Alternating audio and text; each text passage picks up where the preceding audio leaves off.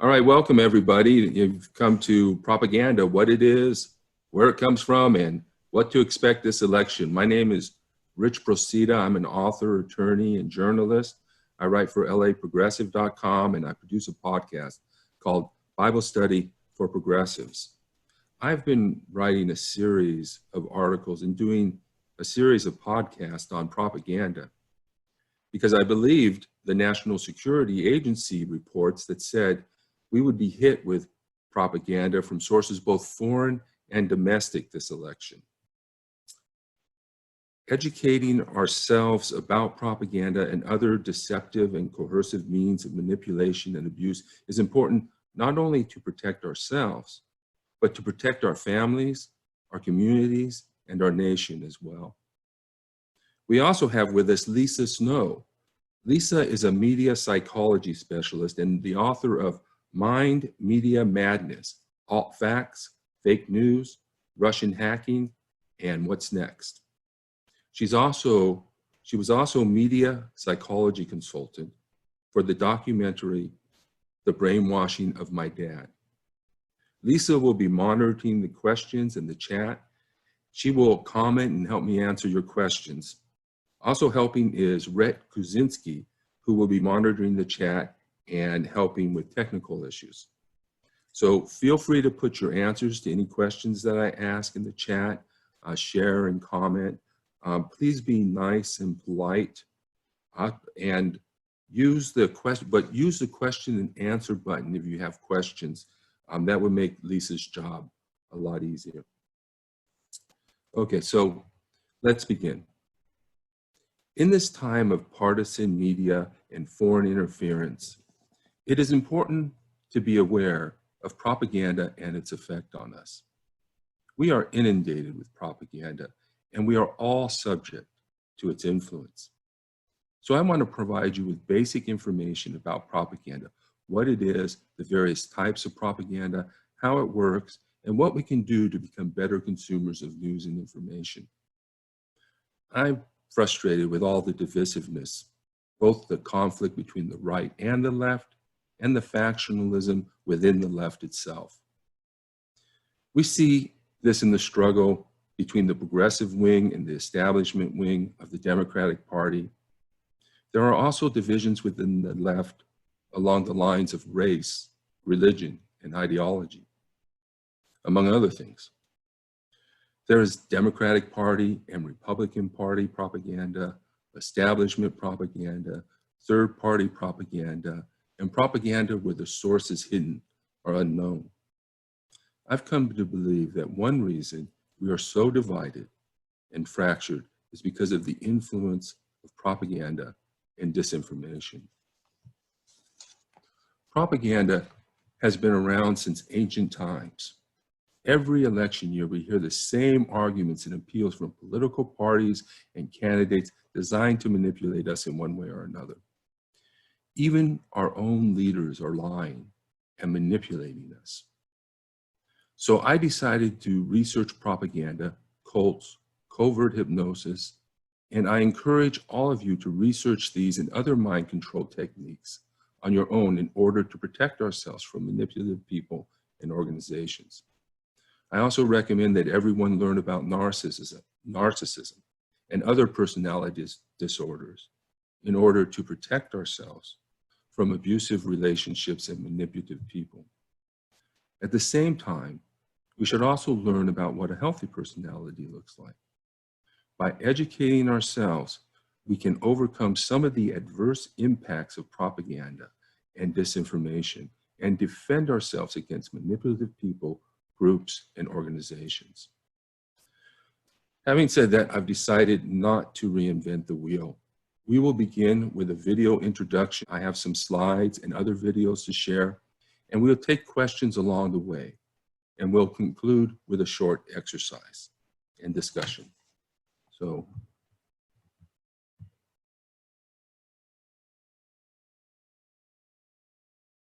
the American historian Howard Zinn wrote, "If those in charge of our society, politicians, corporate executives, and owners of press and television, can dominate our ideas, they will be secure in their power.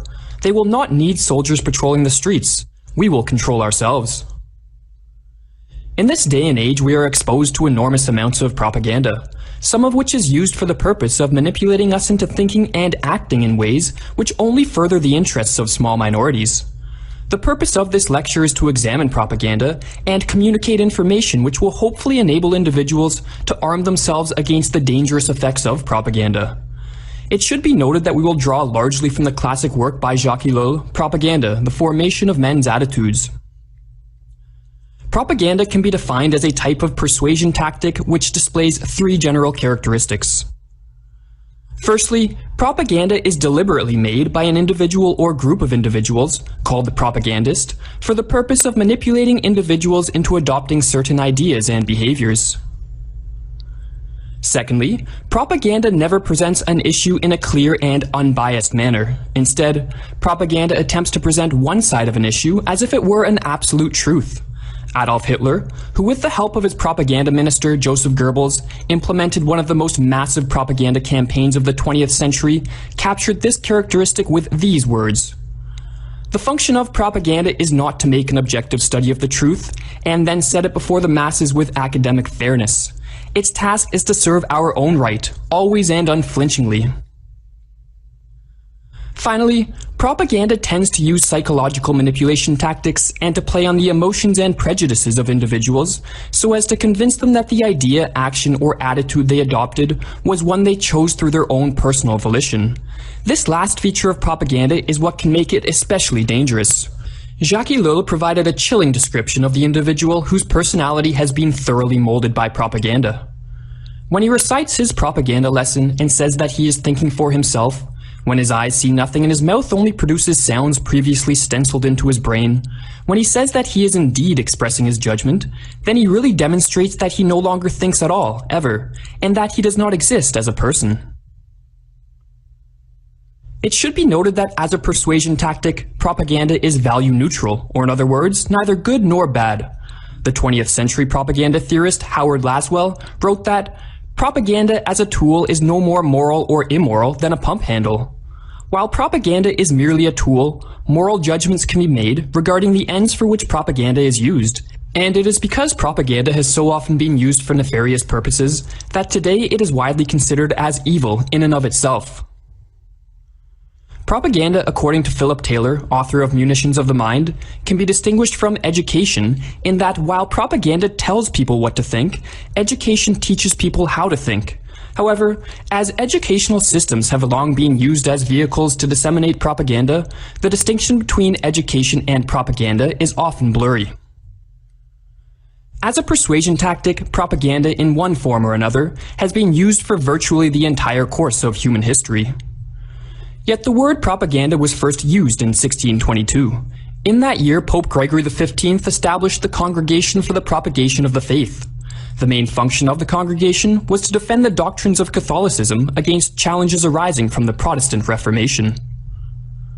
The early 20th century is usually identified as an important turning point in the history of propaganda, as it was during this period that so-called modern propaganda emerged.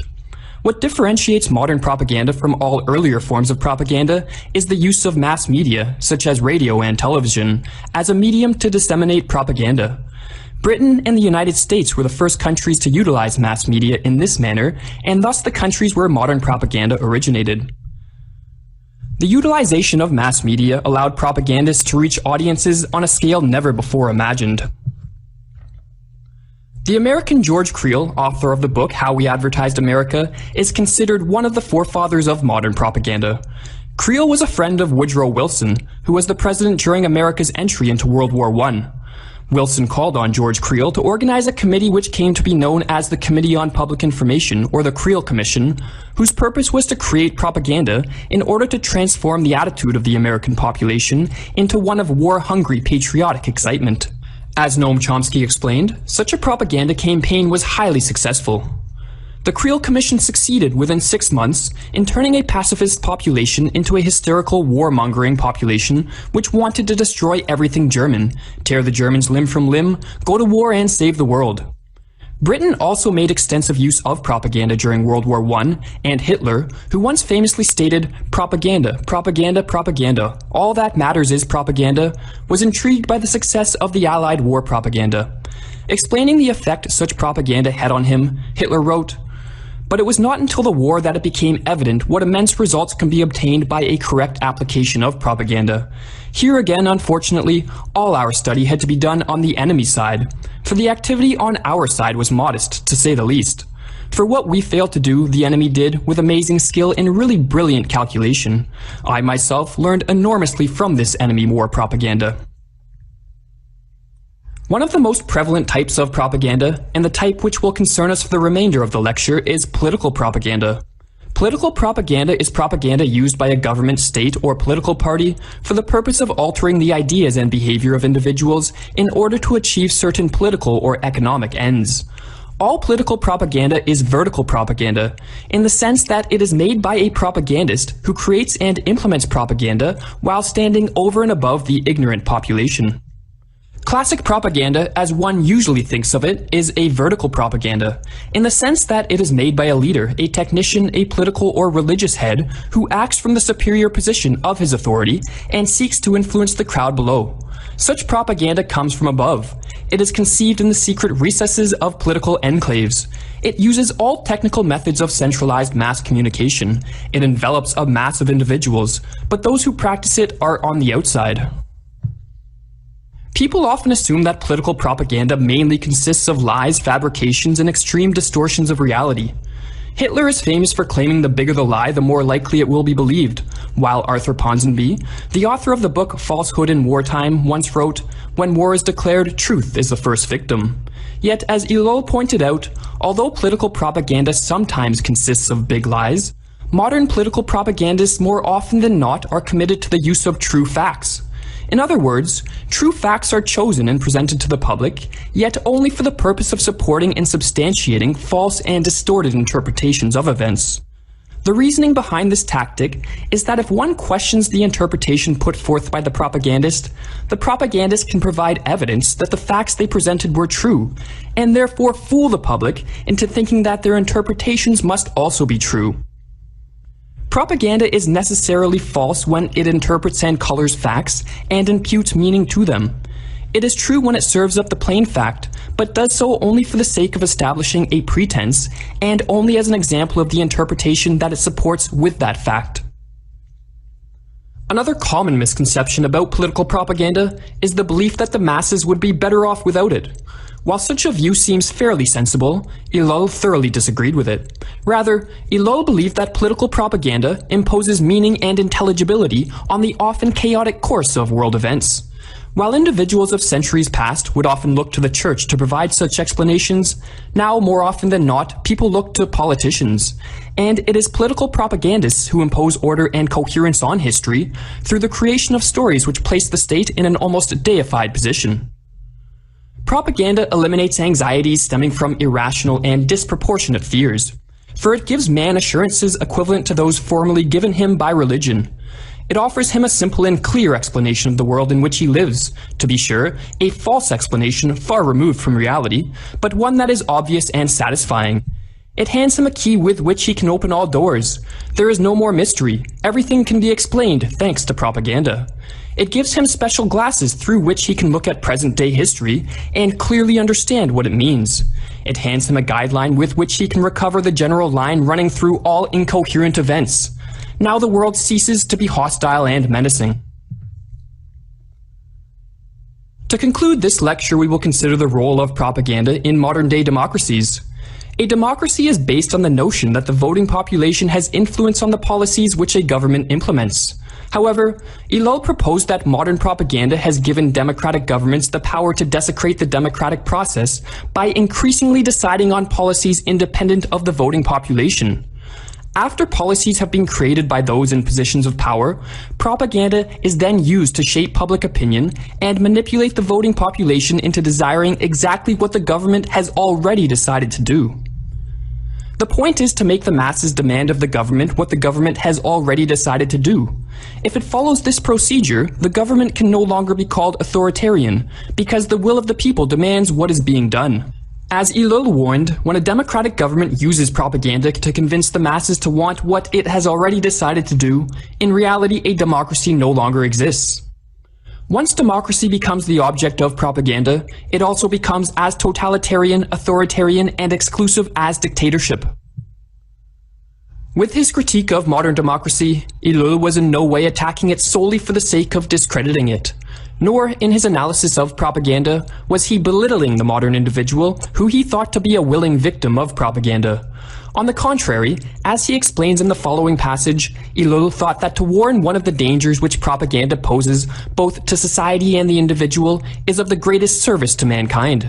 For it is only when a danger is recognized as a danger that mankind can fight against it. To warn a political system of the menace hanging over it does not imply an attack against it, but is the greatest service one can render the system. The same goes for man. To warn him of his weakness is not to attempt to destroy him, but rather to encourage him to strengthen himself. I insist that to give such a warning is an act in the defense of man, that I am not judging propaganda with Olympian detachment, and that having suffered, felt, and analyzed the impact of the power of propaganda on myself, I want to speak of it as a menace which threatens the total personality. So, what do you think it means by saying that propaganda is a threat to the total personality? If you want to enter some of your answers in the chat box. If the propagandist can influence our thoughts, attitudes, and behaviors, he can take over our being and who we are. As he said, people don't think when they are under the influence of propaganda, ever, because everything they think has been instilled in them by the propagandist. Propaganda not only influences our mind, it also affects our attitudes and behaviors, ideas and technology, ideas and ideology like theology can be used as tools to manipulate us. If the propagandist can influence our attitudes and behaviors, he can influence our relationships as well. And on a side note, I would just like to say this is so important and this is often missed because we take what we think for granted. We don't think about the influences that we might be under. And the mind, everything starts in the mind. Everything starts in the mind. From the very small things we do every day to things as massive as genocide and even war. So until people have been convinced that genocide or the war is necessary, it's appropriate. In fact, it has to be done, and that risking their own lives is necessary too, people won't just go to war for the heck of it. People just won't start committing a genocide for the heck of it. They have to be convinced first. That starts in the mind. So everything starts in the mind first, even wars and genocides, before the first person is killed, before the first bomb is dropped or bullet is fired. So it's really, really critically important that we understand these influences, understand the importance of propaganda, and really focus in on our own thinking and how we're coming to the conclusions we are. Are you ready, Rich? Yep, I'm ready. Did we get any questions in the questions yet? No? Okay. We have people blindly believe the mainstream media's reporting of the news, forgetting that it is less than 6 for-profit transnational corporations saying the same repetitive, hypnotic messaging. Okay, very good. So propaganda is simply any publicly disseminated persuasive material. The word propaganda has taken on a negative connotation as deceptive and extreme, but propagandists also use true facts and persuasive ideas to manipulate us. They appeal to our emotions to override our critical mind and give us just enough information to lead us to the wrong conclusion. We need to move beyond the truth or falsity of a claim because we can rarely know the truth. Rather, we should instead ask how we should respond. Consider the motives for disseminating this information at a particular time or place or to a particular group of people, and ask ourselves, what is the motive of the propagandist? And how does that affect the propagandist's credibility? I can hear you typing, Lisa. We should often choose not to respond the way the propagandist wants us to. So now is as good a time as any to turn to the Tara Reade allegations. And Lisa, you know what I'm going to say, so maybe you can help me out with this. So I need to say right up front, I haven't been following this really closely. So I'm just going to back up and take a look at the facts and some of the things that we could probably all agree on. So she did work for Biden in 1993. At about the time the incident happened, she did mention it to some people that something inappropriate happened. The details of what happened seem to have shifted a bit over time, not sure to what extent. And the allegations are largely now coming out as a result of his probable nomination as the Democratic presidential candidate. So they didn't come out in a big way before, even when he was vice president or announced as vice president. So it's just kind of just a fact out there. And it's important to kind of look at facts, because facts are the building blocks of everything. And one of the big challenges in our current media system is that facts, opinions, beliefs, all of these things get twirled around and they're not the same. So a belief is not a fact, an opinion is not a fact. A fact is a fact. It's what is known. And it's important that we keep that in mind. And it's often good, I'll just call it like a fact set. So I just laid out 3 facts or 4 facts, or however you want to count it. But it's important to keep the facts in mind, because as the video referenced, propaganda can still use facts to still mislead, in that they can selectively choose the facts and put together a story or a narrative around a situation, and they can do it in a way to obscure something else. And we actually have a word for it. It's that common, and we call that spin.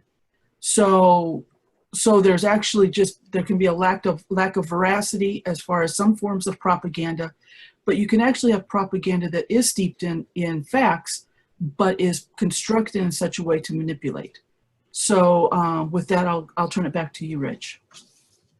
So we really want to support women who have been abused.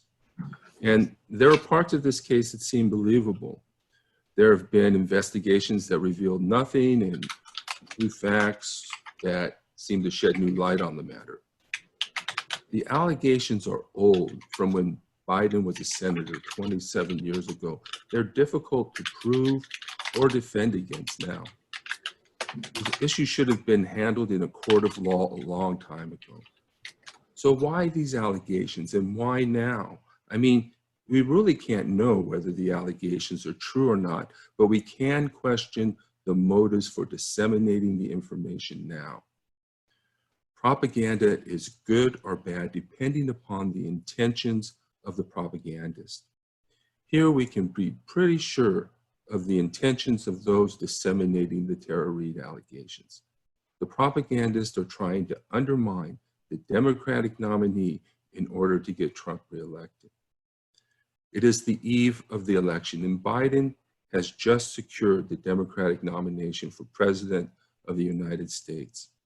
That's when the propagandists began to push this story, not before Biden secured the nomination, but immediately afterwards. If they were truly concerned about Biden becoming president, why did they wait until after the primary? The party could have simply turned to another candidate. We don't have to consider Tara Reade's credibility to understand the propagandist's intentions. Rather than asking who we believe, we should instead consider how to respond. If we continue to respond in ways that the propagandist wants us to, we can expect to see more of these types of allegations against our candidates in the future. Ultimately, we cannot know what happened. Should we simply react emotionally in ways that cause us to act against our own interest? Propagandists want to turn us into their agents, and groups of people are easily manipulated. The propagandist uses group dynamics to manipulate us. He can cause us to fall into group think, where we stop thinking for ourselves and instead adopt the group's opinion. He needs only a minority of the group to react adversely, to cause division and factionalism. Women who are loyal to third parties or to feminism or to the Me Too movement will tend to believe Reed, whereas those loyal to the Democratic Party are likely to be more skeptical.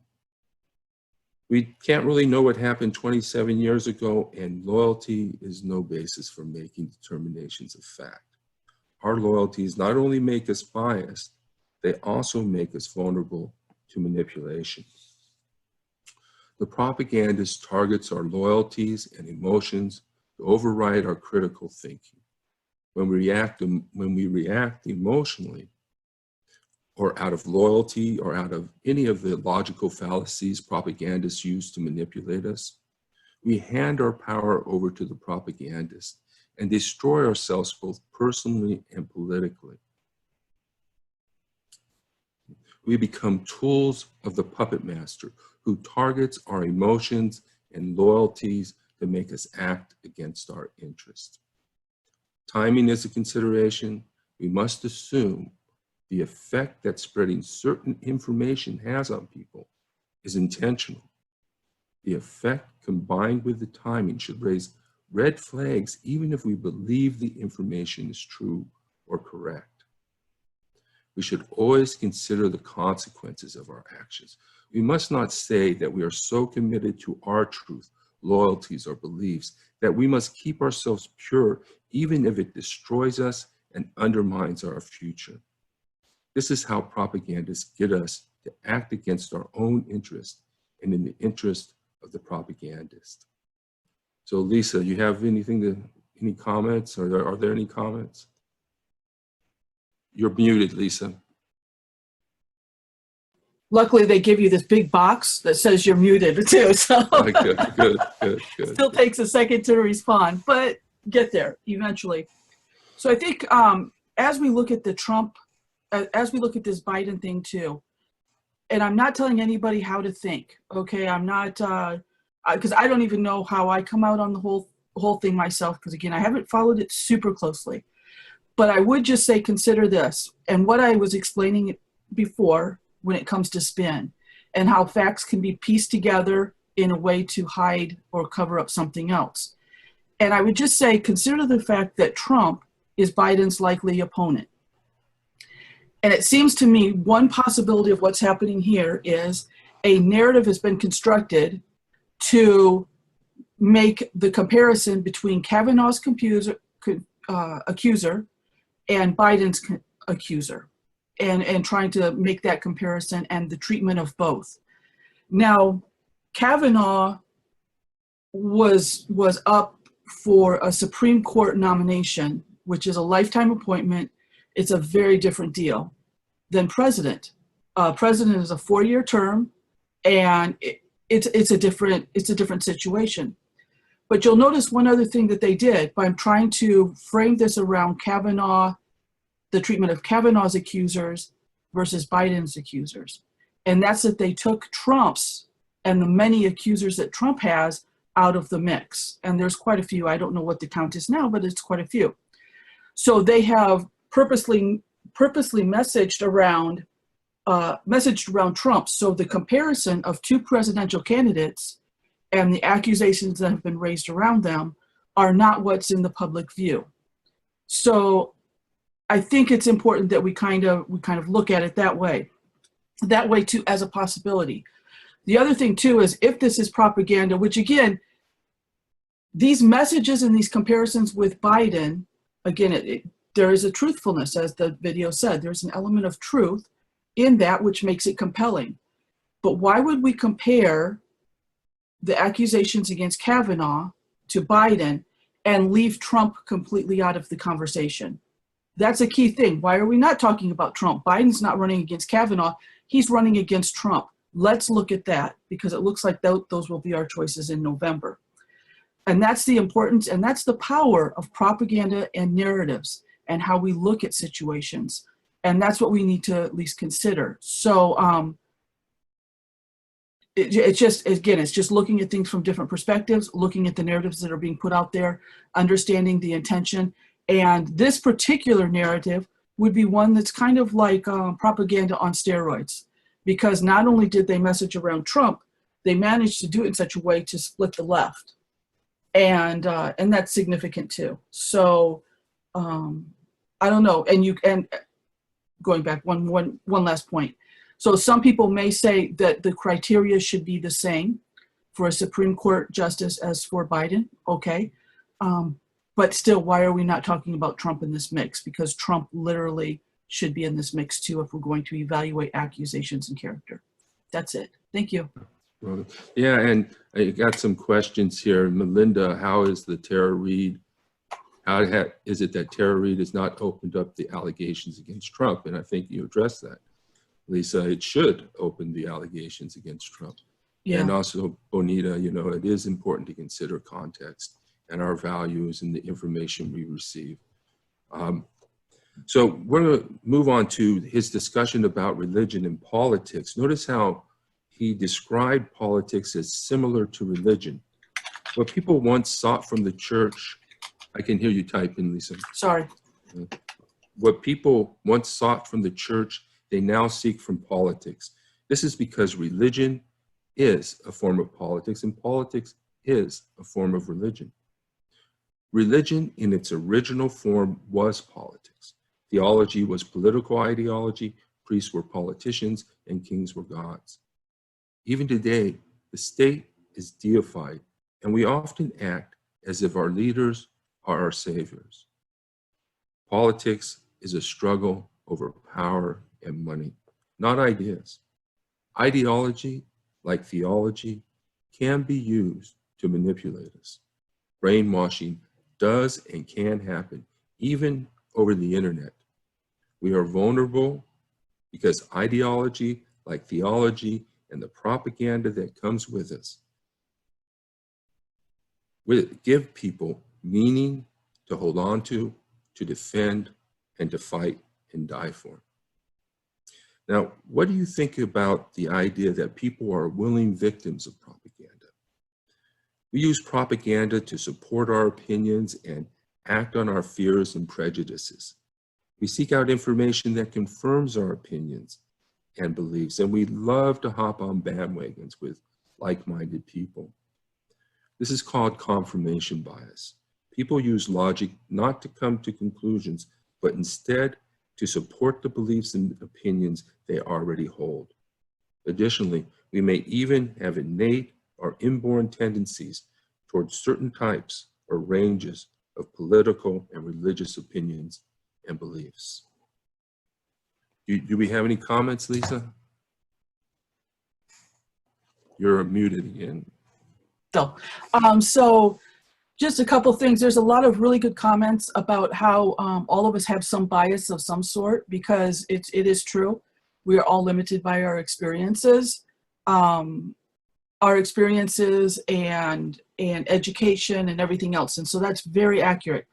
The key is what we're talking about here is being unconsciously or subconsciously influenced. So we all have our opinions based on our experiences and our beliefs and values and everything. But the key here is propaganda is manipulating and can manipulate basically our minds to have us believe and do things that we might not normally do, that might be out of character, and that's why it's dangerous. For example, people would not normally go out and kill somebody else for the heck of it. They will, however, willingly in a war, for example. And so the Germans with the Nazis, for example, did all of those people just become horrible people overnight and then not? No, that was a result of propaganda and narratives that they believed.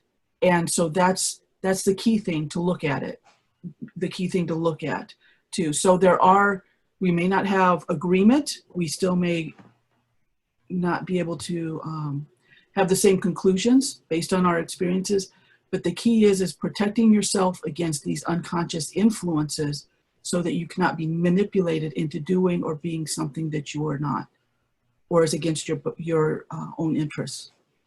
Hope that was okay. That's good. So we're going to try this again. Now, none of these videos that I'm showing did I create. They're all videos I downloaded from the internet.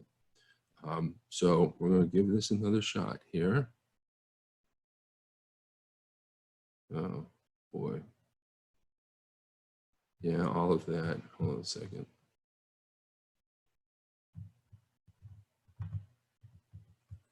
Okay.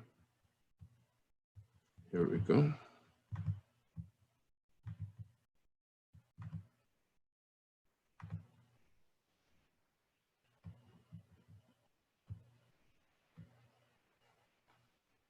How are we doing, Lisa? Let's see. I can see the video. You should be able to see my slide now. Yes, I can see your. Okay, great. Okay, so keep calm and carry on. Have you seen this before? What does it mean to you? The British government produced this poster in 1939 in preparation for World War II. The poster was intended to raise the morale of the British public if Germany invaded. They were never actually used, but can you imagine seeing this poster while Nazis launched their blitzkrieg and marched through the streets of England? Propaganda is the dissemination of information, facts, arguments, rumors, half-truths, or lies to influence public opinion. Dissemination is an essential component of propaganda. The timing of the dissemination and the intended audience give us information about the motives of the propagandist. Also notice that propagandists use facts and arguments as well as lies and half-truths. They love to use true facts and persuasive ideas to manipulate us. Propaganda is about causing us to think and act in ways that serve the propagandist. It's not about truth or falsehood or right or wrong or anything like that. Propaganda is everywhere. It's really very broad. Here are things that are propaganda: advertising, political messaging, publicity, public relations, entertainment, media, and news. Propaganda is a systematic effort to manipulate us by using symbols. Propaganda campaigns can be complex and widespread. They are designed and carried out at the highest levels, often using massive resources to get their message out. The United States government designed this poster to convince women to take war production jobs as part of their patriotic duty. Rosie the Riveter became a symbol of women's ability to work that would come to represent women's equality and the right to work. Symbols are used to evoke an emotional response rather than an intellectual one. They can be powerful. Notice all the things that can be used as symbols: words, gestures, banners, monuments, music, clothing, insignia, hairstyle, designs on coins, postage stamps. Propaganda is a systematic effort to, all propaganda comes from the top. People think propaganda is some evil and nefarious material found only on extremist websites and social media, but it actually comes from large corporations, the media, governments, political parties, religious institutions, and other political and nonprofit organizations. Our trusted leaders use propaganda to motivate and manipulate us. I want to suggest that we really don't know the true motivations and objectives of our leaders. We don't know what goes on behind the scenes. We think they are trustworthy in doing the right thing, but do we really know? Who do they really serve? Themselves? Are they under the influence of corporations or foreign powers? This Uncle Sam poster was used to recruit soldiers for World War I and World War II. It has become an iconic image, and most Americans recognize Uncle Sam. Okay, so now I want to say something about Facebook. And social media. And some people are down on social media, but sites like Facebook and Twitter have made massive protests possible. The Arab Spring and the massive movements in Hong Kong and at other places have been aided by social media. Governments and corporations are trying to curtail their use for this. Unfortunately, social media can also be infiltrated and used against us. Social media is part of the propaganda problem, but it's the main media outlets that disseminate information broadly across the nation. Third-party propaganda sources spew out ideologically infused information also. While propaganda on social media is a problem, the partisan media is the biggest purveyor of propaganda. How can we enjoy the benefits of widespread communication networks and social media while securing them against infiltration and abuse? Social media is our speech. It's our opportunity to put ourselves out in the world. It's where regular people get to share and express themselves.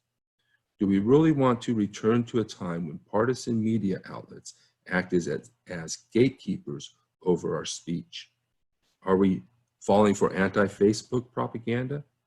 Whose interests are being served by setting people against Facebook and social media?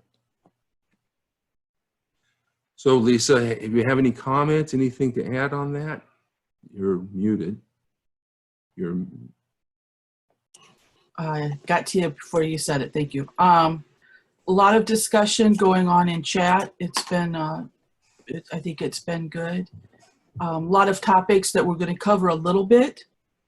We might not cover as fully. They could almost be their own webinar.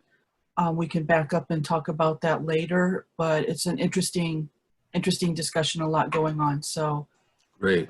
Thanks to everybody for your participation, and let's try to keep it nice with everybody. So try to stay nice and civil.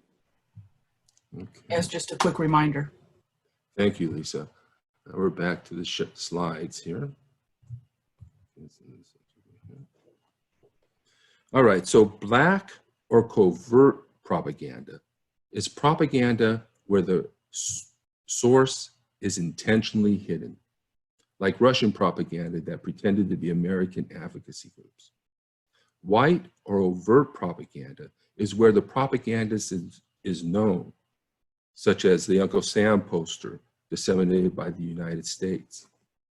Gray propaganda is where the source is unclear or unknown.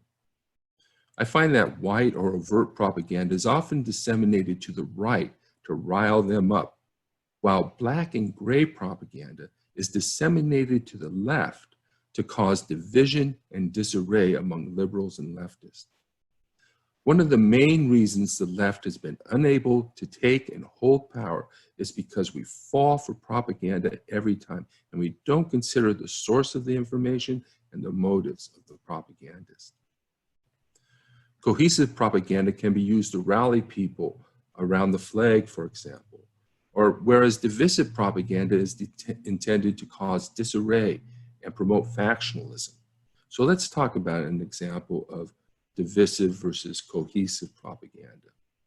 Trump, for example, can get his base to rail against liberals by using overt propaganda that ridicules liberals. And this is also divisive propaganda. But propagandists spreading divisive propaganda to the left need to add the neo to the word liberal to get liberals to rail, or to get leftists to rail against liberals too. When you ask people to define neoliberal, they always describe something that sounds more like the Republican platform used to be. Then it describes the Democratic platform. The fact is, no one proclaims the mantle or title of neoliberal. The effect of using this language is to turn leftists against Democrats. We must assume that this effect is intended. The term also implies that the world is engaged in some sort of ideological struggle, that the central conflict in the world is between the ideology of capitalism and the ideology of socialism. This is not the central conflict, and we are not engaged in an ideological struggle. The powers of this world are engaged in a struggle over power and money. Ideology is merely a tool to manipulate people. The central political struggle in the world is between democracy and self-rule versus dictatorship. The conflict isn't about ideology. It's about who rules and how. The label neoliberal is vague and derogatory. It's name-calling, which we'll go over soon. And it doesn't really communicate anything other than perhaps not a socialist or not a progressive. To call someone a neoliberal is to presume we are engaged in a grand ideological struggle. It is a tool used to divide the left and cause us to lose elections with little or no concern for the adverse outcomes for the very people the propagandists claim to represent. They'll even lie outright and say it doesn't matter who wins. So now we've learned about Jacques Ellul and George Creel, and we've heard from Howard Zinn and Noam Chomsky and quite a bit from Hitler. Now I want you to learn about someone else.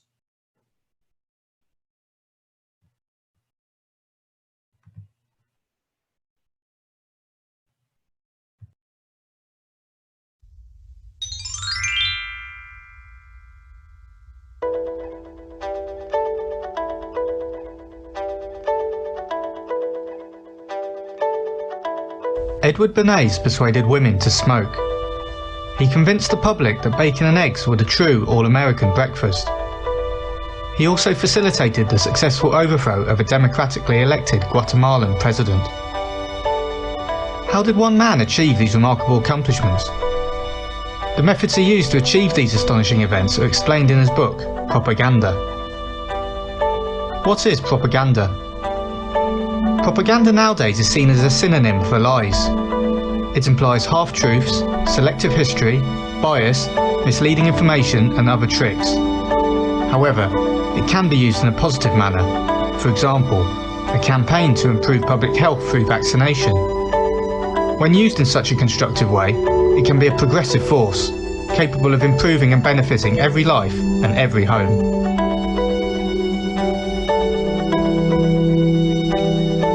Specific propaganda should be seen as good or bad depending on the merit of the cause urged and the correctness of the information published. Modern propaganda is a consistent and continuing effort to create or shape events to influence public relations on an enterprise, idea or group.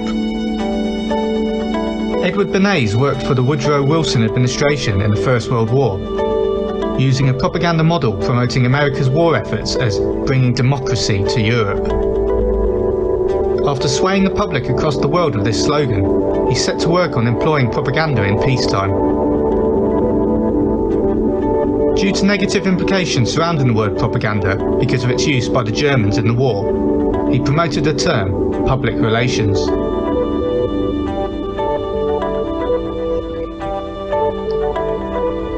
A public relations expert is concerned with bringing an idea to the awareness of the public using modern media communications and group formations of society. They act as an advisor to their clients. Edward Bernays had an impressive list of these clients, ranging from media companies such as Time Inc., CBS and NBC, through to individuals such as the President of the United States. He was not just a propagandist. He was concerned with courses of action, policies, systems and opinions, and the securing of public support for them. His responsibilities even included discovering new markets. The most famous new market Bernays was asked to uncover was that of women smoking cigarettes in the late 1920s. Up until then, women smoking in public was seen as a social taboo.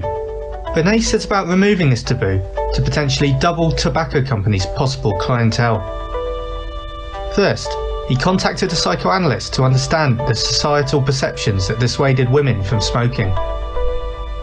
He found that for feminists, cigarettes were like torches of freedom that symbolised their non-conformity and freedom from male oppression.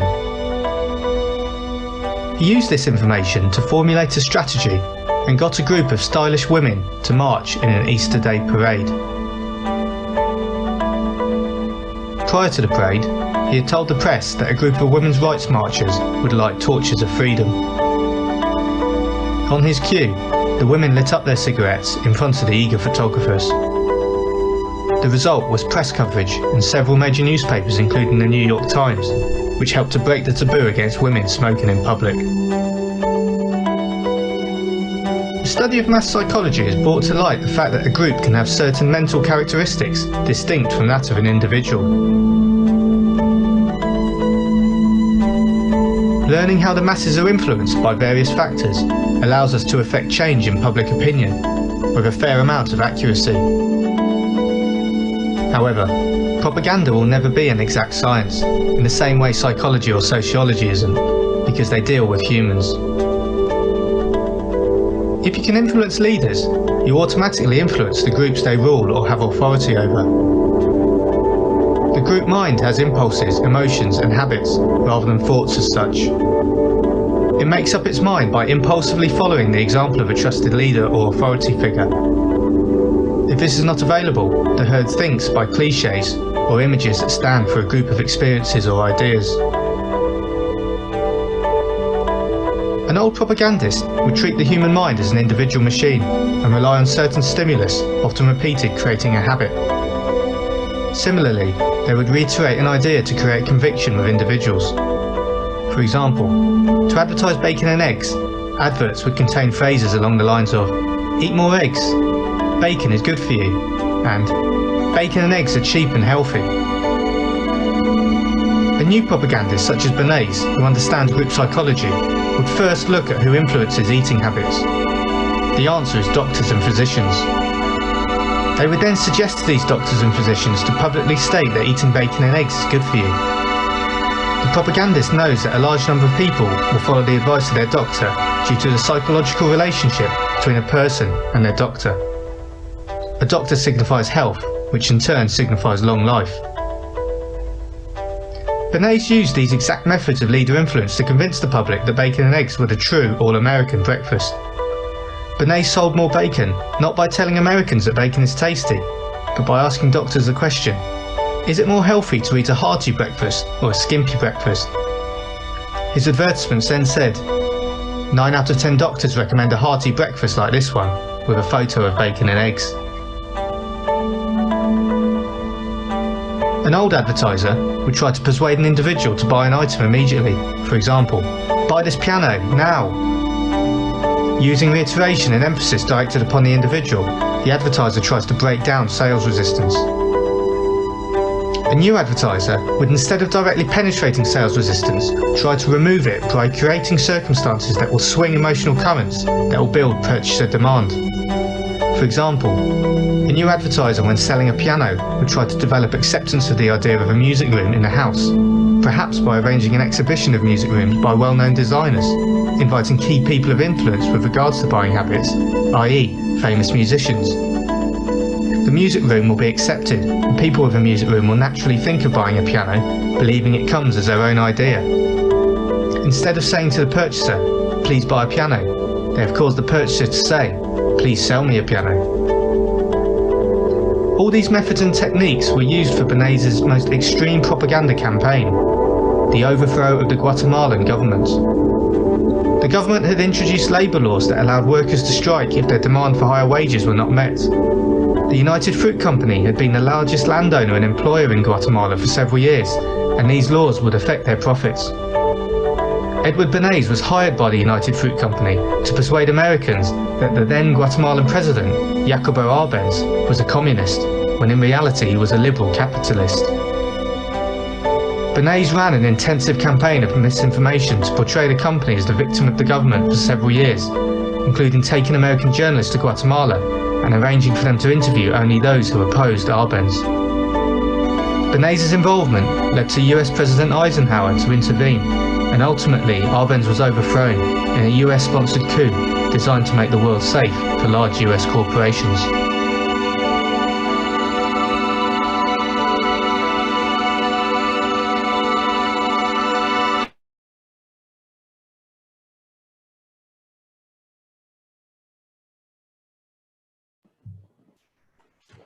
Okay, so bacon and eggs. How many of us have imprinted in our minds the image of bacon and eggs as that healthy breakfast Americans eat? We are still told to eat a healthy breakfast. Come to find out, it was all just a corporate trick to get us to start eating first thing in the morning. We have an obesity epidemic in part because of Edward Bernays. Then tricking women into smoking and making it seem like a feminist and empowering thing to do, when in reality, it was the exact opposite.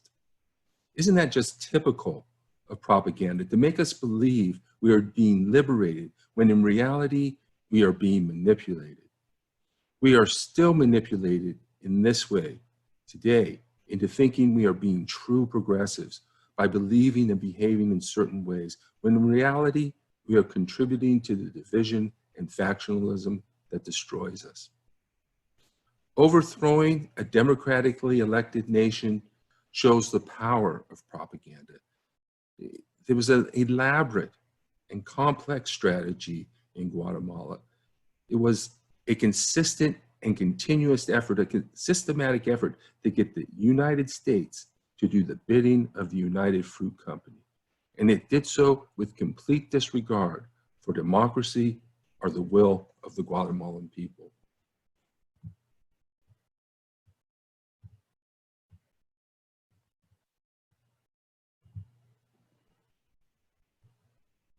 Oops.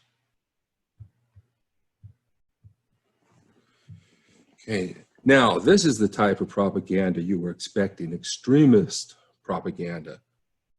The group that created this poster had selectively edited President Obama's words, combining clips from two different parts of his speech in a way that completely changed the meaning of what he said.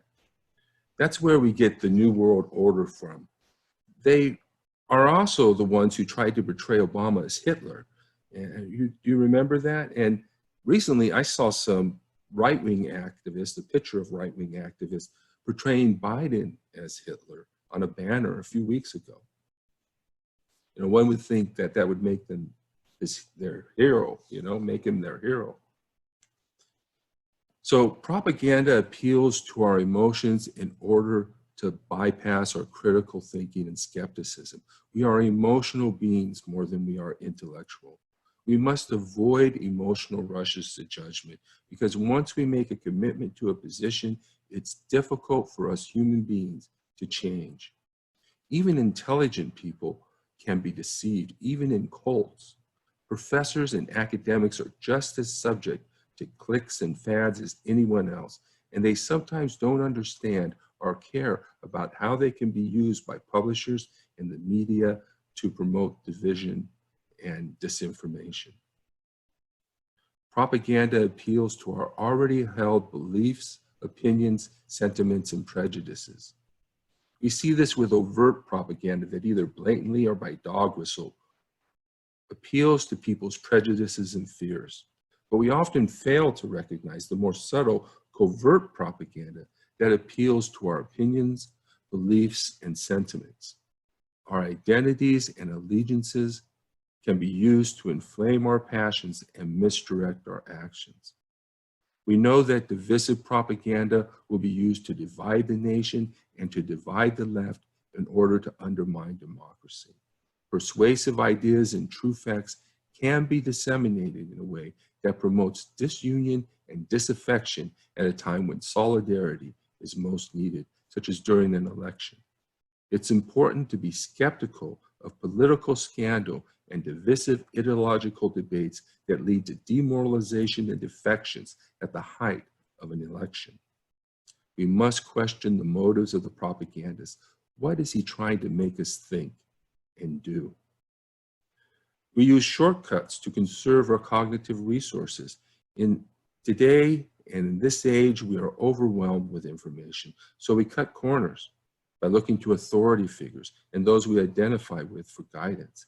And this sometimes serves us, but it also makes us vulnerable to being misled by unscrupulous leaders and deceptive covert messaging.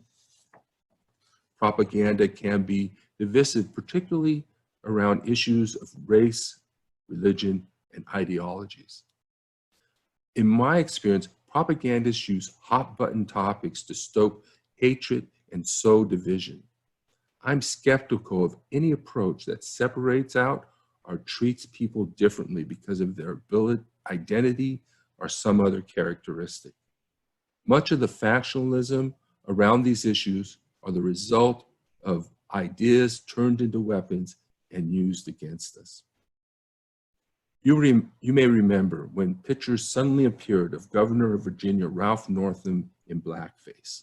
At that time, we knew the photograph had been disseminated by a far right-wing group.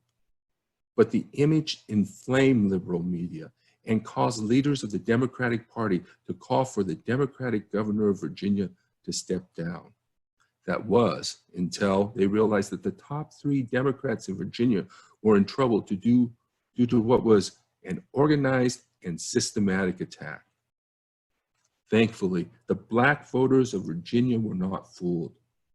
This left the pundits dismayed, but the black voters in Virginia know Governor Northam. They were not about to allow accusations from far-right media sources, even if true, to undermine democratic rule in Virginia. They considered the source of the information and understood the intent of the propagandists to undermine democratic leadership in Virginia. They were not about to let that happen. Propagandists take advantage of our desire to belong, our naivete, or willingness to trust people, or our situation or other vulnerability. It's important to recognize that propagandists seek to influence the behavior and attitudes of groups of people. They appeal to our social needs and desires and prey on human weakness and gullibility. I also want to warn you about the use of covert mind control techniques. I recently ran into one of the groups I struggled with in college. They are now called Refuse Fascism, and I feel I need to tell people about it so we can protect ourselves. The group happened to be working on the same issue I was, impeachment, and they let me speak at their rallies, and I used my speeches to teach and inspire them. I knew their materials were propaganda. I let them know I disagreed with them on certain things. At the last meeting I attended, I was arguing with a longtime leader of the group, and she was smiling at me and touching me and holding my hand, which was surprising given we were arguing. I thought she might be flirting with me. Then suddenly, I found myself asleep. I felt fatigued and I couldn't open my eyes. I thought to myself, oh bleep, she just hypnotized me. I couldn't hear what she was saying and I couldn't open my eyes. So I asked myself what the issue or question was. What was she telling me or trying to make me think or do? I faintly felt that the question was whether I was seeing things right, whether I was understanding things. Then I exclaimed, I think out loud, I can see reality, and I awoke and didn't feel tired at all. I want to warn you about covert hypnosis and political cults. There are techniques that people use in forms of undue influence and coercion that organizations and groups use to manipulate their members. There are not just religious cults, there are political cults, business cults, self-improvement cults. I encourage you to research these things yourself to protect yourself and your family. Now, Lisa, let's go here. You have a certification in NLP and in hypnosis. What can you tell us about these things? So I got into NLP specifically because I had heard that NLP is used a lot in political speeches, and I was curious. So I started to want to figure out and learn a little bit more about it. And what I ended up walking into was a series of training classes that were more for personal development. And while it wasn't necessarily exactly what I was looking for, it kind of was, because what we went through were a lot of training exercises, so that not only, like in the case of hypnosis, not only did we hypnotize people in the class, we were hypnotized. and along with a lot of the NLP, neuro-linguistics programming is what it stands for. So neuro-linguistics programming. And so there's a lot of NLP exercises that we went through. And what I learned, even though again, it wasn't my intent, what I learned was the strength and the power of this. And the situation is set up because we are taking in millions and millions and millions of bytes of information a second. The numbers vary, but it's just a massive amount. We can only be conscious of the sliverest of slivers of so many bytes of information a second. I think it's like 7 plus or minus 2 bytes, but we're taking in millions. Now, and that's the key, because what happens is that provides the opportunity kind of for our minds to get hacked. If something doesn't attract our attention, if we don't notice something, it can kind of slip through the back door. And hacking is probably the best way to explain it. And that's kind of what we're talking about with propaganda. It's deliberately using mind hacks, basically, to influence people's thinking in ways that they don't consciously understand. So I think it's really important, and it's really significant, and I would hope that more people would learn more about it. And when I say that, though, there's a super, super big asterisk. When you start looking into hypnosis, NLP, or anything like this, you want to learn from credible organizations, because this stuff is so powerful. And I happen to learn from a group of people who if anybody even acts shady about using this for shady purposes, they'll just walk away from them. They don't want students like that. They don't want to teach people like that. And so you really want to find people who are ethical, who are honest, and who are doing the right thing with this, because it can be very dangerous if you're around people who don't. So I think that's it. If you have questions, go ahead and put it in chat. But I was just saying, the whole key thing is the power of it is, it's like our brains get tangled up, and what NLP can do is kind of untangle things. So that's the power. Propaganda can also tangle up your mind, though, too, subconsciously, and cause a lot of problems. So it's all subconscious, like Rich said at the beginning. It's all unconscious or subconscious. We're not aware of it, and we're very convinced that it's our own thinking. And that's the power of propaganda and what we're talking about. Yeah, we had a number of people who raised their hands, and I accidentally lowered them. If you want to raise your hand, near the end, you might be able to get pull some of you guys into the program. So we're going to continue on, though, with the next slides, and then we'll have a discussion at the end.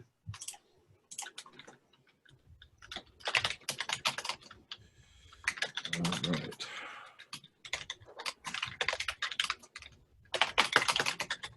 All right. So there are tons of logical fallacies, and you can look them up. The point, Lisa, I can hear you typing now. The point is that there's always something incomplete and one-sided about propaganda.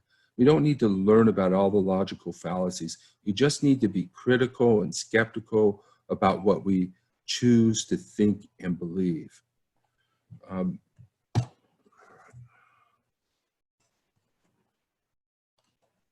Yeah, and some of these logical fallacies, Lisa was telling me, is that they appear logical, but they're really unsound. And so we're going to go over some types of propaganda now, the basic types. Card stacking. I use card stacking as an attorney all the time. I want to talk about the strong parts of my case, but I don't want to talk about the weaknesses. Testimony is like an endorsement, and we see that all the time in politics. Glittering generalities or short phrases that by themselves mean nothing, but people make up their own meaning, like keep calm and carry on, or we can do it. Plain folks, just a normal guy like Joe the plumber. Remember Joe the plumber?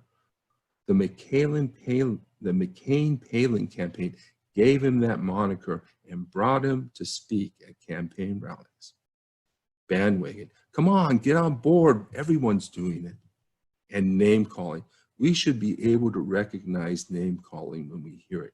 When one candidate calls his opponent a bigot or racist or something like that, he may be right, but we should recognize it for what it is, name calling. But rather than me giving you a bunch of examples, I'll just show you a short video. And this video I'm going to need to do some narration in it because there's no sound. There's sound, but no, to help the people who are listening. So here we go. Oops, that was the wrong way to go.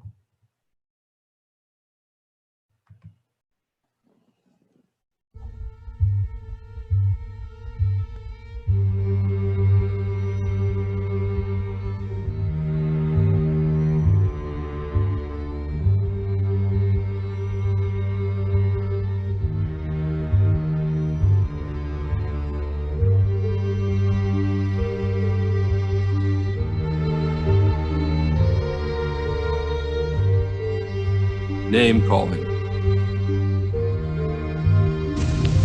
We have seen their kind before. They are the heirs of all the murderous ideologies of the 20th century. By sacrificing human life to serve their radical visions, by abandoning every value except the will to power, they follow in the path of fascism, Nazism, and totalitarianism. And they will follow that path all the way to where it ends, in history's unmarked grave of discarded lies. Glittering generalities. Across Texas, every major newspaper endorses Barack Obama, praising his unifying vision, consistent judgment, and wise foreign policy. Obama is about solutions, not divisions. On health care, he proposes a system that's affordable for everyone. Obama's smart and experienced, the best qualified by skill and temperament. Transfer. Images of politicians in front of flags.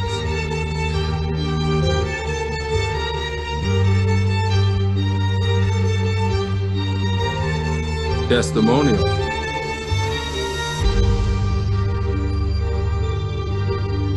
You're seeing now Mitt Romney in Massachusetts, expected now to endorse John McCain, his former rival. Let's listen. Things can get pretty rough in a political campaign. And in the thick of the fight, it's easy to lose sight of your opponent's finer qualities. But the truth of the matter is that in the case of Senator McCain, I could never quite do that. Even when the contest was close and our disagreements were debated, the caliber of the man was apparent. And this is a man capable of leading our country at a dangerous hour. Senator McCain understands the war we're in, the necessity of victory, and the consequences of surrender. For him, national security is not just another agenda item. It is the abiding concern and responsibility of the nation. This is a man who tied his political fortunes to the fortunes of our country at a time of war. Such courage is not always rewarded in politics, but it was this time, and that's a credit both to the man and to the party he will lead in the election of 2008. Plain folks. I may be an underdog in this campaign, running against two candidates with $200 million between them. But the real underdogs are the middle class and the voiceless in this country, losing ground while CEOs pocket million-dollar bonuses and corporate lobbyists get their way in Washington. ExxonMobil rakes in record profits, gets government handouts, and gas prices go through the roof. At the same time, 200,000 veterans, men and women who wore America's uniform, will sleep tonight under bridges and on graves. We cannot simply replace a bunch of corporate Republicans with a bunch of corporate Democrats. I've never taken a dime from Washington lobbyists or PACs. I know who the underdogs are in this fight. I know that the fight to save the middle class will be an epic battle, and I will never give up. We're going to take the fight to save the middle class all the way to the convention and the White House. We're going to look our children in the eye and tell them, we left you a better life than we had. Card stacking. Our National Security Department, he says there is no evidence. It's no different than it was in 2003. You know what I really fear about what's happening here?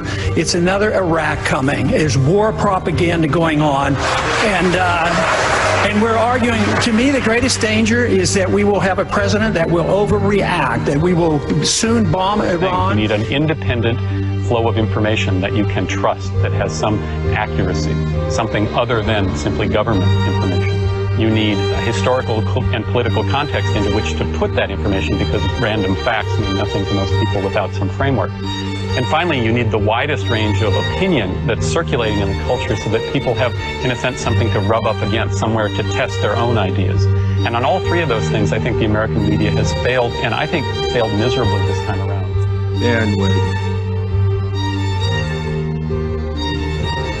Every nation in every region now has a decision to make. Either you are with us or you are with the terrorists.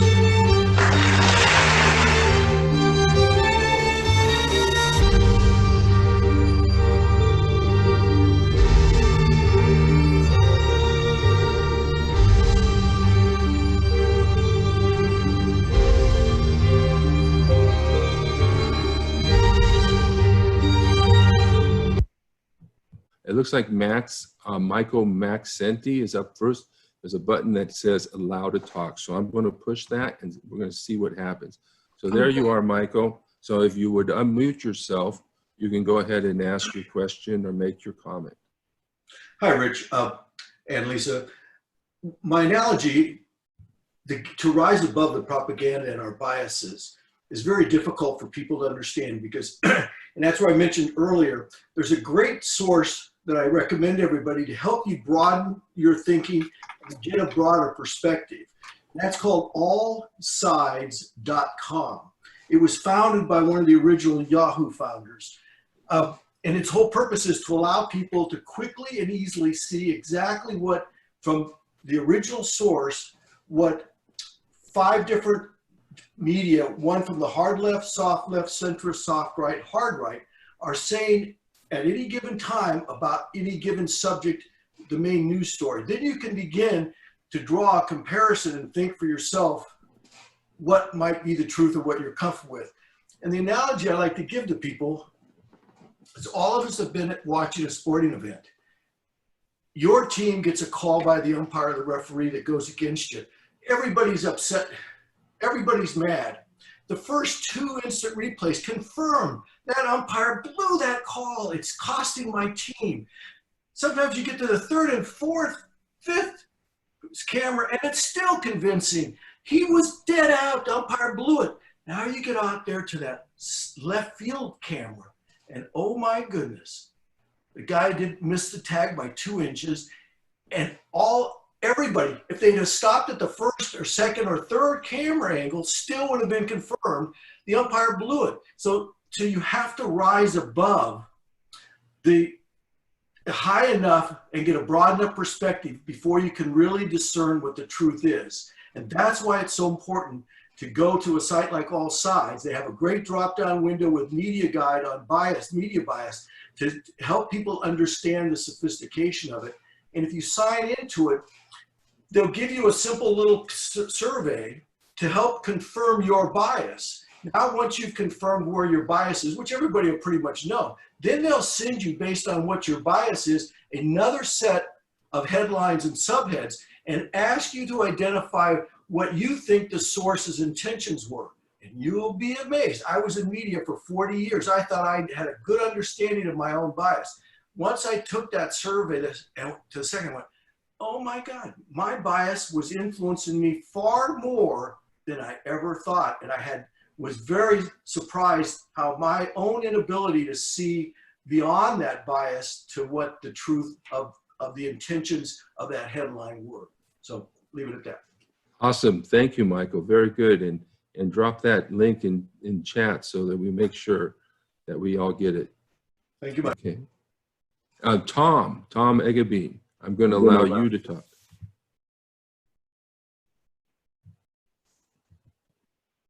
Can you hear me now? Yes. All right. Anyway, Rich, good to see you again. Lisa, good to meet you for the very first time. My thanks. As I was listening earlier to the question about bias, that's an interesting little word, and it can be used in such malleable ways. the ultimate expression is like everybody has a bias, which is sort of like saying all lives matter.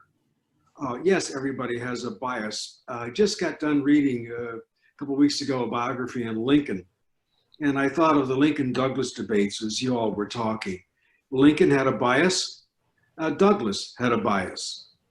Lincoln's bias was simply that ultimately, as it evolved in his life, slavery was not only wrong and inefficient, it was evil.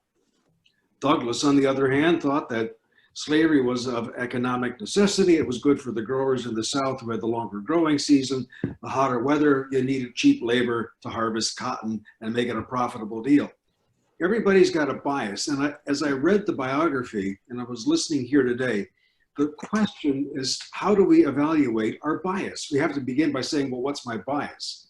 And I think one of the key pieces between Lincoln and Douglas is Lincoln understood equality, all created equal, in a very inclusive way.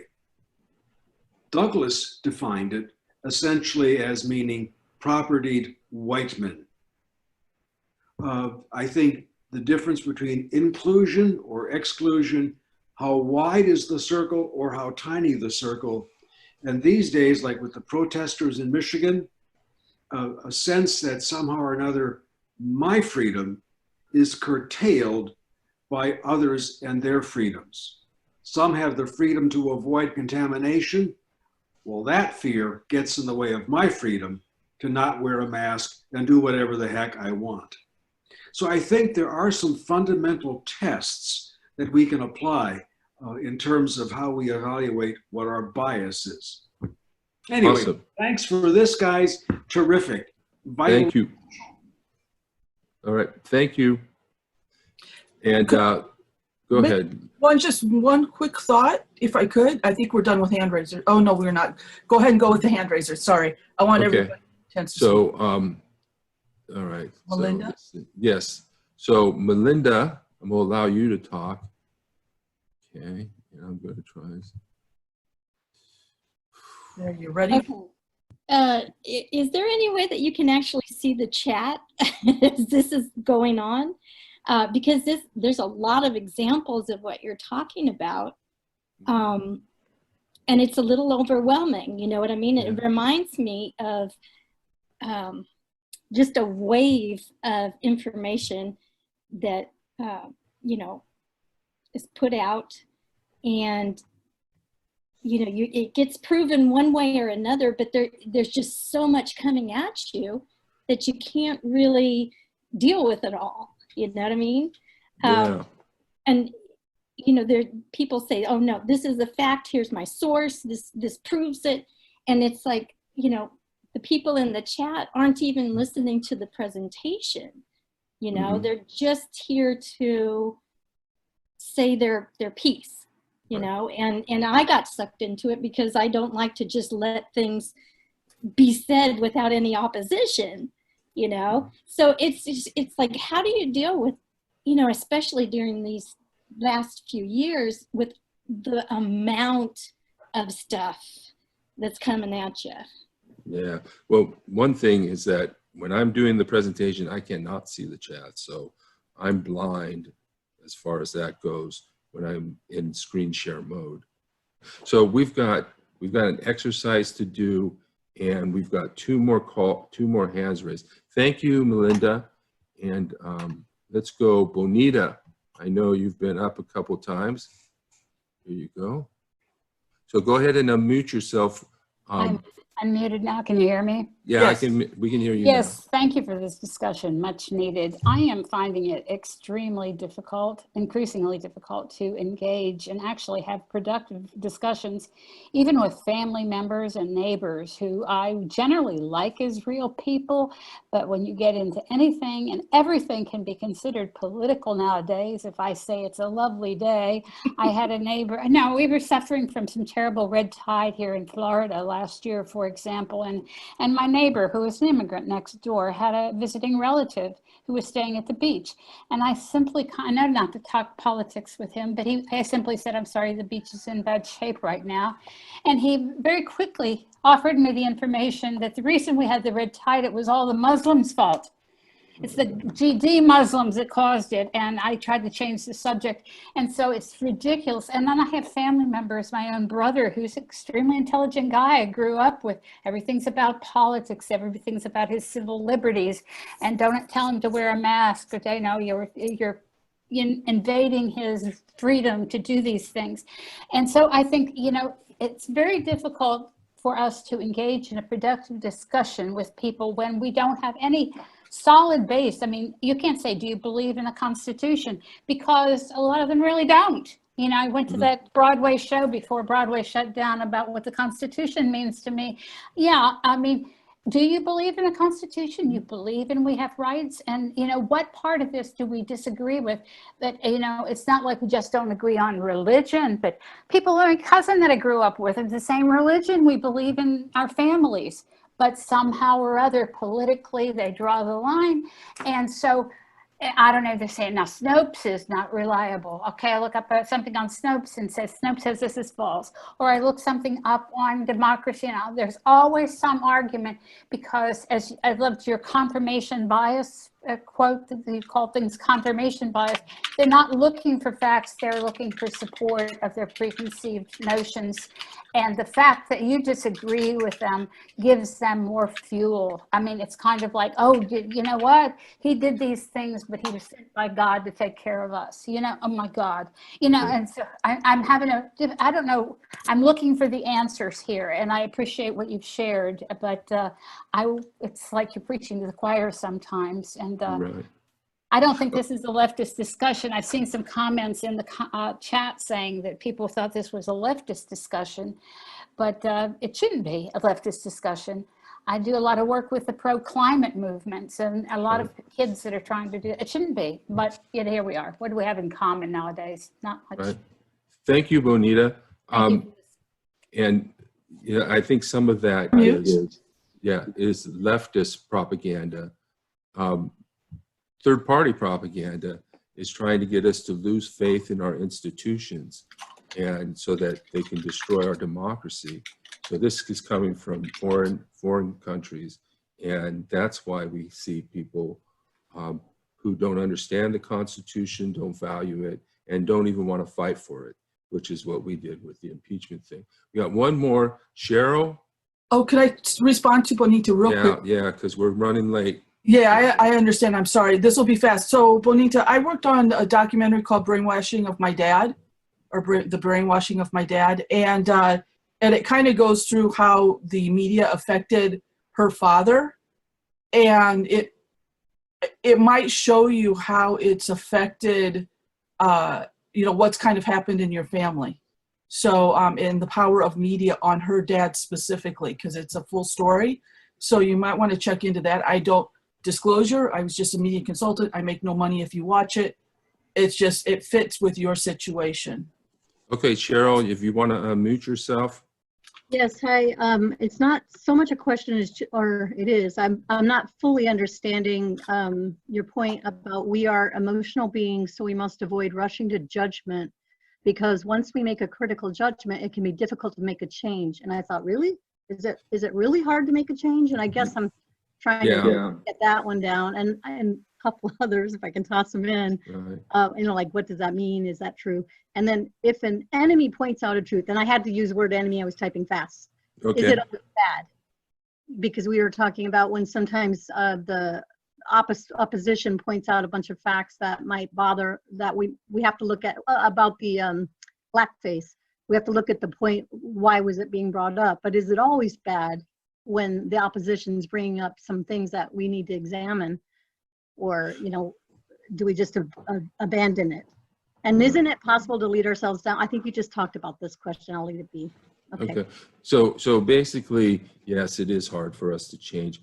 Actually, they found as a lawyer, if you start arguing a case, you may not believe it when you started it, but by the end, you suddenly have a position.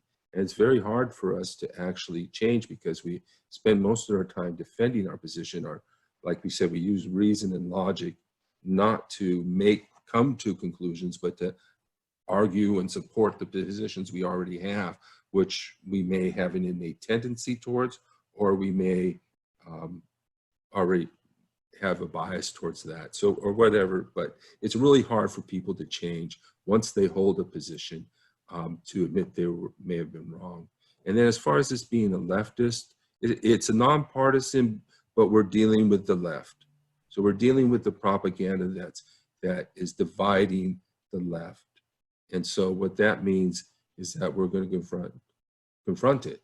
And so it is leftist, but it is a left on the left side. But I said it was nonpartisan because we do a lot of general education, and then we're hoping that conservatives will see us dealing with the propaganda. I was more thinking about when the blackface incident came up and they realized it was being an attack from the right, that they had to kind of abandon the whole thing and just support him.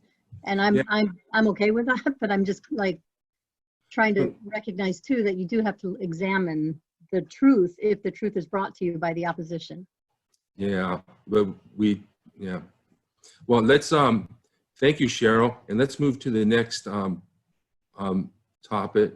And so I want to quickly point out, and we're going to have to do this pretty quickly, the characteristics of healthy and unhealthy organizations. So this is a slide by Steve Hassan, who is an expert on cults and mind control.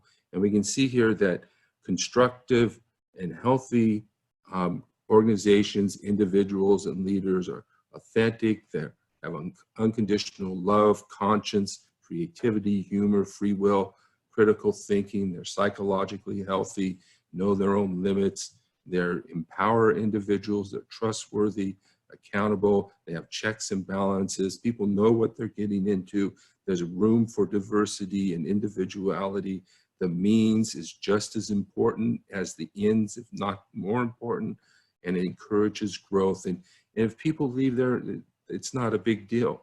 But on unhealthy or destructive or authoritarian, there's a cult identity, love is conditional, there's a focus on doctrine, there's fear and guilt, dependency, obedience.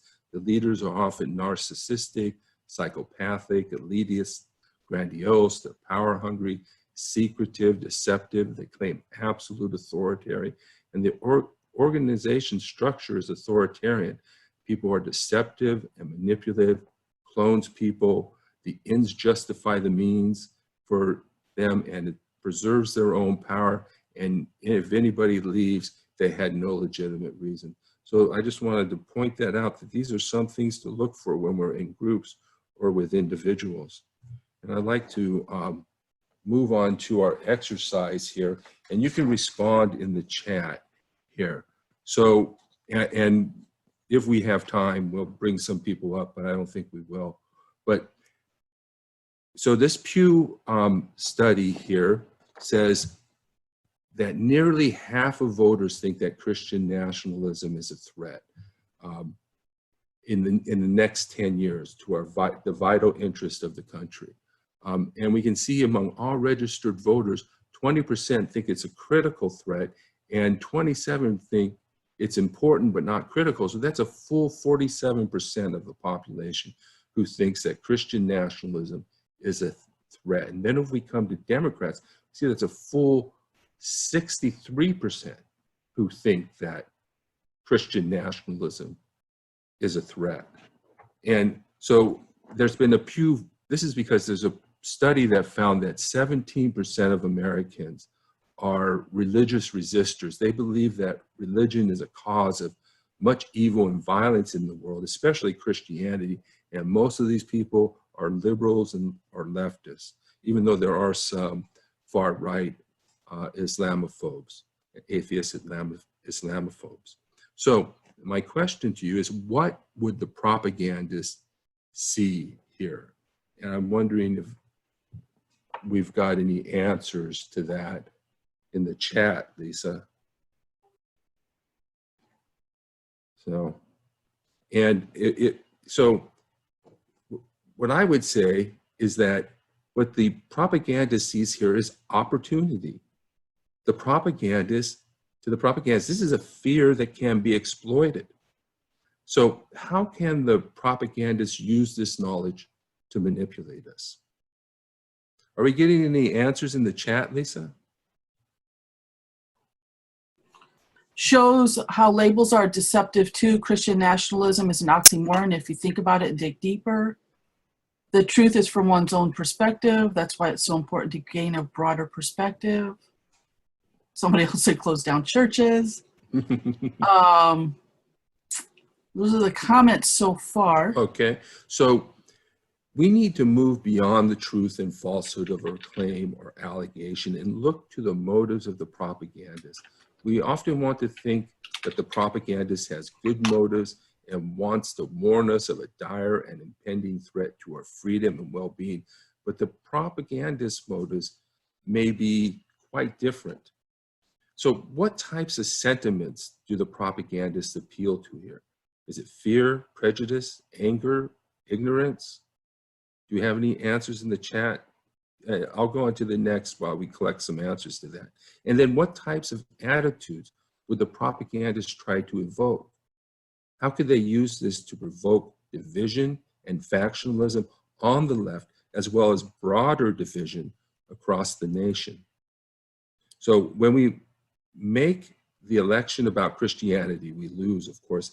If Bernie Sanders had won the nomination, I would be warning people right now not to make the election about Christianity, because this is the propaganda they plan to use to divide the nation. Had Bernie won the nomination, they would have caused division and conflict by pitting Christian-hating socialists against Christian nationalists. And once the election becomes about Christianity, rather than what it really is about, which is about whether Trump should get another term, anytime it deviates from that question, it's helping Trump. Do you have any answers, Lisa? Any comments? Yes. Okay. So I've got fear, prejudice, etc. are all strong emotions that they appeal to. Fear is the great motivator, the idea that there is not enough, so appeal to scarcity. Let's see. Does a propagandist report to negative emotions, fear and greed? Awesome. Are there examples of propaganda appealing to better senses? Yes. In fact, there's good propaganda. Propaganda used to boost the morale, like the Carry On propaganda, or even the We Can Do It propaganda. There's positive uses of propaganda, and as we've said, positive uses that you determine it by the intention of the propagandist. Now, And what type? Go ahead. I was just going to say, and the idea of being supportive, truly supportive, like the Carry On and sort of thing, and those narratives in which people try to unite, as long as that attempt to unite doesn't become coercive, because sometimes it can be used coercively, and like you said, it depends on the intent. Right. So what types of behaviors would the propagandists be trying to elicit here? How could they use this information to affect our relationships and how we act towards one another? So, and then the next question while we're gathering that one is Christian nationalism really a threat? And I'm going to give my opinion, of course. Christian nationalism is not new. Fundamentalism, the theology upon which much of Christian nationalism is said to be based, is actually an apolitical theology. Fundamentalism was a reaction against the social gospel of the early 20th century, as well as against modernism. It focused on personal salvation and eschewed political involvement. Again, this approach here tries to present the issue as a theological or ideological struggle, but we're not engaged in a theological struggle unless we make it a theological struggle. To the threat of Christian nationalism. So, and then one thing to remember is that this, and like I said, it's not about Christianity. So, and we're still seeing other groups out there spreading this, using this trope here. This election is not about Christianity, it's about what's best for this country. There's no mass movement calling themselves Christian nationalists. As I was telling Lisa last night, I can see Christian nationalism as a construct, but I can't see it as a particular group of people that's identifiable. And so there's no mass movement calling themselves Christian nationalists. Let's not create one. So Lisa, what have we got? And I see we got a question too.